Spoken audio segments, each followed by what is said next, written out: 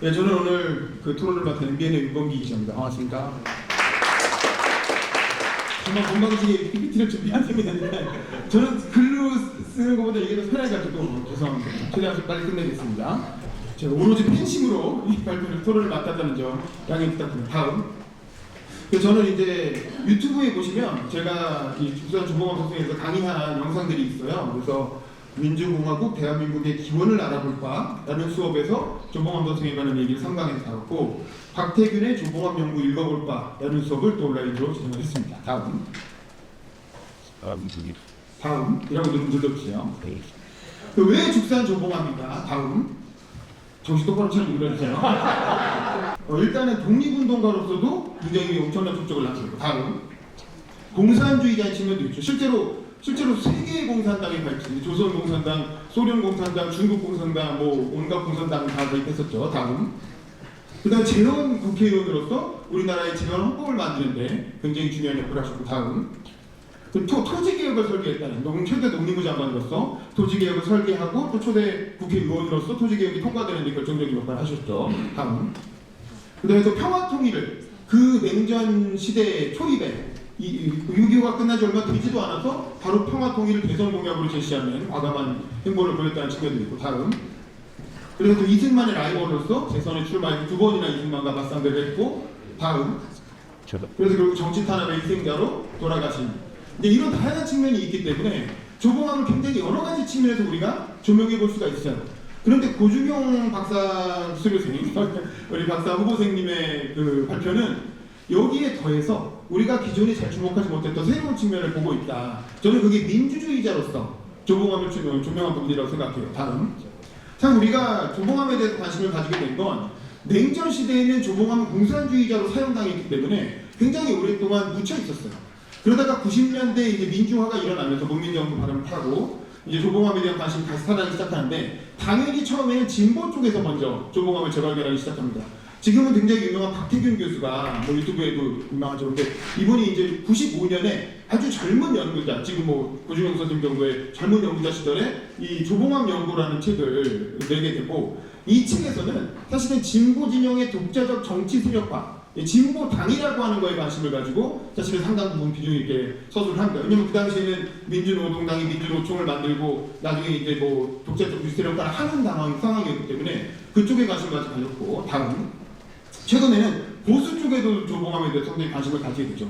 사실 이택선 박사님이 쓰신 자유인의 길이라는 책 아마 갖고 계신 분도 뒤에 계실 건데, 이 책은 이택선 박사님은 원래 우남 이승만 연구를 하신 분이죠. 이승만 평전을 카리스마의 탄생이라는 제목을 쓰셨고, 또 우리나라의 어떤 그 개국 과정의 개국 과정을 취약국가 대한민국의 탄생이란 박사학위 논문으로 책도 내신 분인데, 굳이 말하자면 이제 정치적으로 약간 보수에 가까운 분이죠. 근데 이분이 이승만을 연구하다 보니까 조봉암을 만나게 되는 거죠.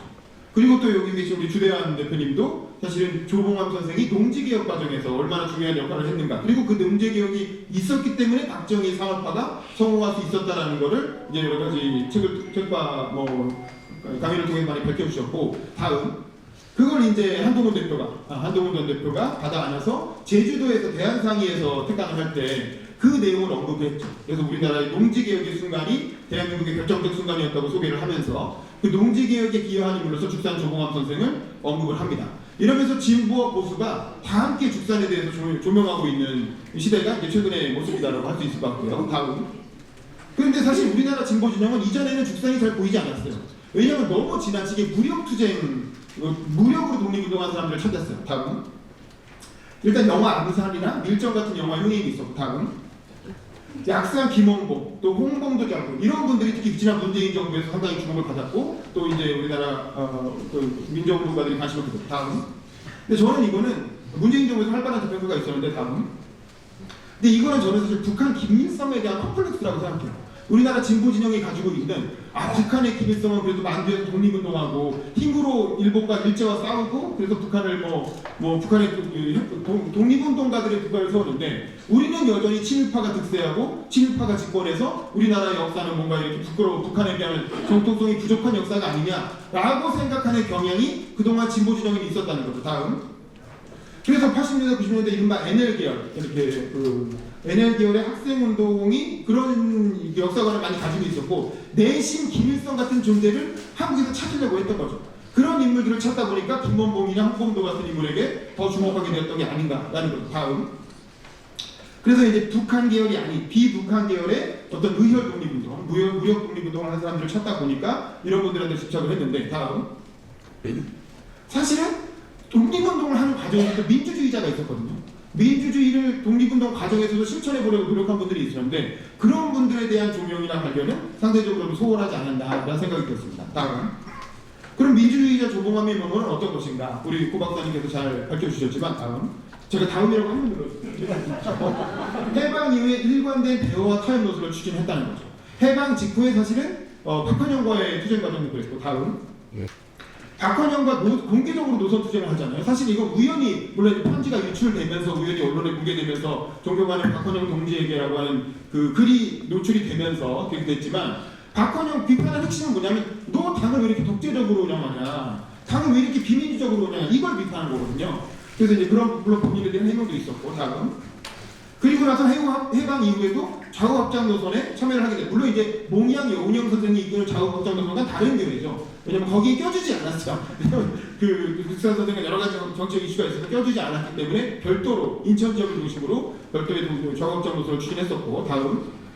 그 다음에 재헌위의 선거에 출마한 것도 사실 김구 계열이나 한독당 계열, 몽양 계열 말할 것도 없이 처음에 다 재헌위를 보이콧했는데 그럼에도 불구하고 이 족지 공간에 장이 열렸는데 이걸 안 하는 거는 문제가 있다라고 해서 재헌위의 선거에 출마를 했고 대한민국 건국에 참여를 하게 된 거죠. 이 자체가 어떤 열린 제도권 공간을 활용하겠다는 민주주의자로서의 면모였다고 생각이 들고 다음. 그 다음에 북한의 남침에 반대해서 아까도 발표자들 많이 얘기하셨지만 북한이 남침했을 때 사실 민주주의자가 아니었다면 공산당 경력을 활용해서 북한에 그냥 투항할 수도 있었어요.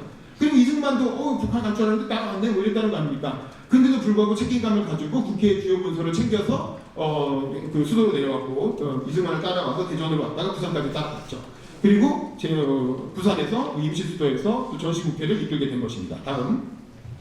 그래서 전시국회에서 국회 부의장으로 활약한 상에 대해서는 오늘 고주영 발표자님께서 다 설명을 해주셨죠. 다음. 그리고 2대 상대 대통령 선거에 참여한 거 이것도 굉장히 중요한 부분인 게 특히 2대 선거 같은 경우에는 이승만 대통령이 압도적인 지지를 얻고 있었기 때문에 아무도 출마 안 하려고 했어요.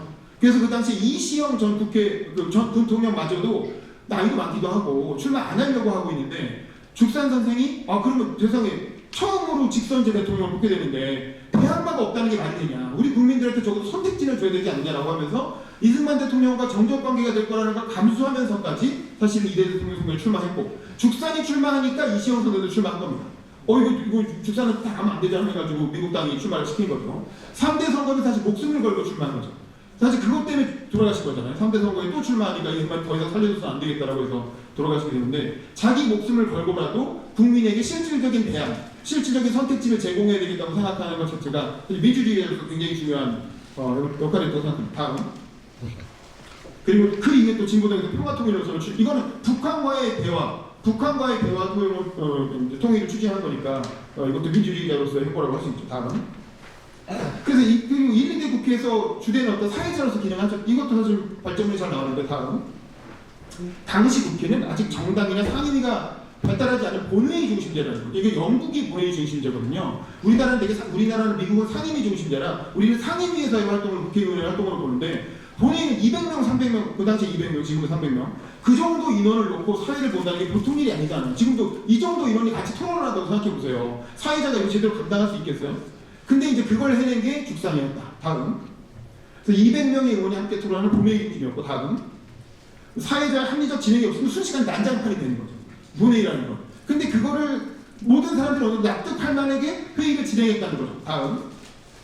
부의장으로서 여유와 유머, 또 카리스마 이런 걸 통해서 다양한 논의를 합리적으로 이끌었고 다음.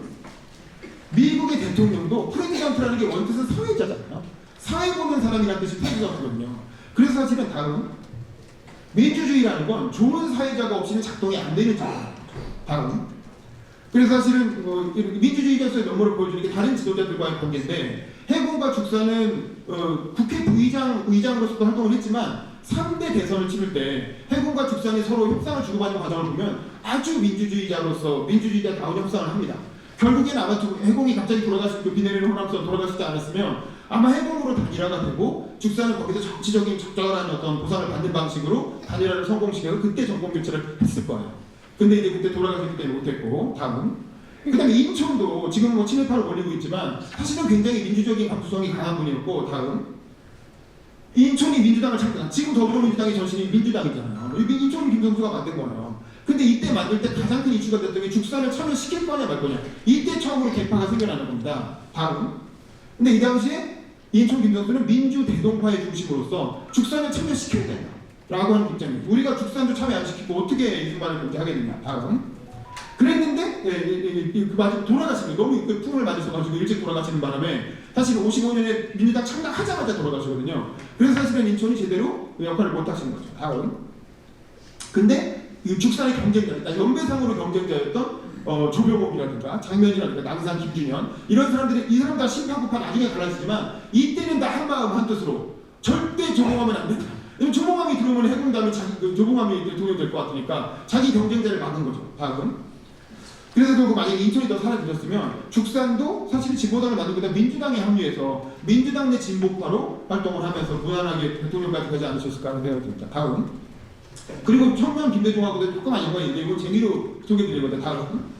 그 당시에 다음. 이게 김대중 그 자선 육성 회고록 최근에 나온 거 보면 이런 얘기 나와요. 그러니까 부산 임시 수도였을 때 죽산하고 창남, 장택상 이 같이 한 번은 군함에서 식사를 했는데 메뉴가 비프 스테이크를 먹었다는 거예요. 다음.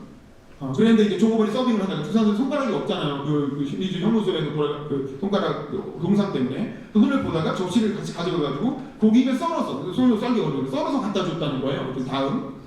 그랬더니 정호원 선생님이 창남한테 창남 시기하지 마. 나는 이런 맛으로 살아. 라고 하면서 자신의 아픔을 여유로 승화시켰다라고 김대중 대통령 회고록에 최근에 이렇게 나왔고 다음. 그 다음에 또 직접 대화를 한 적도 있어요. 청년 김대중 시절에. 다음. 부산 피난 시절에 영도 집에서 단체로 만난 적이 있었고 다음. 그 다음에 서울 사직동 도정궁에 그때 계실 때 찾아가서 직접 독대를 했대요. 다음.